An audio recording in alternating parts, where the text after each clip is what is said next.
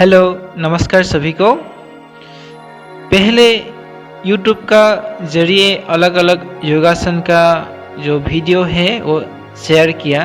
तो आज से हम कुछ विशेष आसन को ध्यान देते हुए इसका करने का तरीका और इसका फायदा के विषय में बात करेंगे।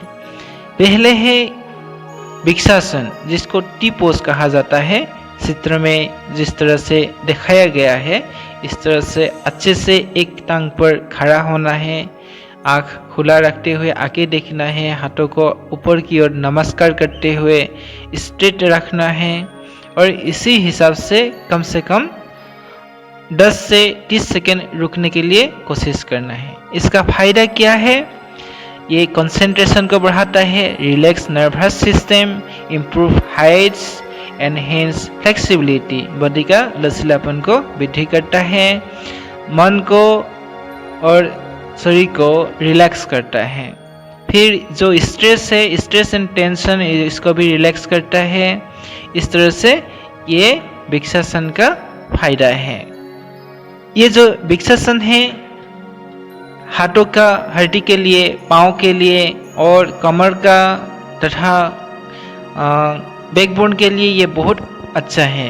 और साथ में जो सिटिंग पोस्चर व स्टैंडिंग पोस्चर है उसके लिए भी अच्छा होता है। मन और शरीर का जो बैलेंस है व कंसंट्रेशन है इसमें ये फायदा दिलाते हैं।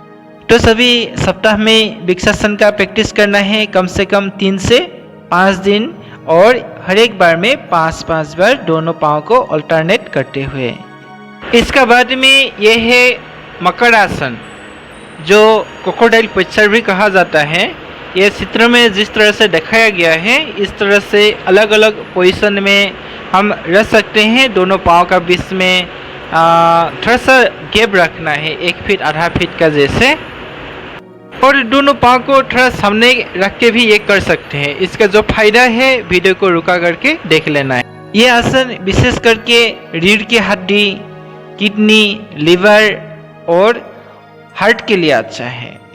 ये असली में एक रिलैक्स करने का आसन है, जिससे पूरा बॉडी में अच्छे से ब्लड सर्कुलेशन भी होते हैं और साथ साथ में बॉडी को रिलैक्स मिलते हैं। तो ये आसन को ज़रूर प्रैक्टिस करना है। ये आसन कम से कम 5 से 10 मिनट तक प्रैक्टिस करना है एक दिन में, और सप्ताह में 4 डेज इसका प्रैक्टिस करना है। इस आसन के समय स्वाभाविक रूप से सांस भी लेना है। खाना खाने के बाद अथवा पेट में बहुत ज़्यादा चर्बी होने से इस आसन को ना करें। तो ये फायदेमंद आसन को सीखना भी है, अच्छे से प्रैक्टिस करना है।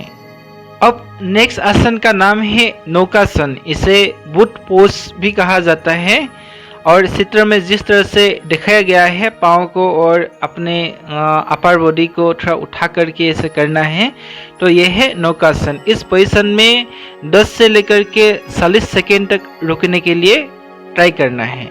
वीडियो को रुकाते हुए इनमें दिया गया फायदा को अच्छे से पढ़ लेना है। चित्र में जिस तरह से दिखाया गया है नौकासन दोनों प्रकार से किया जाता है, एक आधा और एक पूरा। तो इसका फायदा को देख लेना है। ये विशेष करके बैकबोन के लिए, एब्डोमिनल मसल्स के लिए, हैंड्स, लेग आदि सब के लिए अच्छा होता है। ये शरीर को स्वस्थ बना के रखने में बहुत ज़्यादा मदद करता है। तो ये आसन को वीकली कम से कम 4 दिन करना है। एक बार का प्रैक्टिस में कम से कम 5 बार इसे प्रैक्टिस करना है, और प्रैक्टिस करते समय कोई भी आसन दोबारा रिपीट करने से पहले ये शवासन करना है, जो पिक्चर में दिखाया गया है। इस तरह से थोड़ा समय के लिए शवासन में रेस्ट करना है, फिर नेक्स्ट आसन करना है। तो ये शवासन भी बहुत ज़्यादा फायदा दिलाने वाले आसन है, जो पूरा बॉडी को रिलैक्स करते हैं, माइंड को भी रिलैक्स करते हैं। ये आसन करते समय शरीर को पूरा ही ढीला छोड़ना है, लंबा गहरा श्वास लेना है, मन को भी रिलैक्स करने के लिए कोशिश करना है। हो सके तो 1 से लेकर के 100 तक उल्टी गिनती, सीधी गिनती धीमी गति से करते रहना है, अथवा मन को कुछ अच्छे चिंतन में, रिलैक्स फीलिंग करने वाले चिंतन में लगा देना है।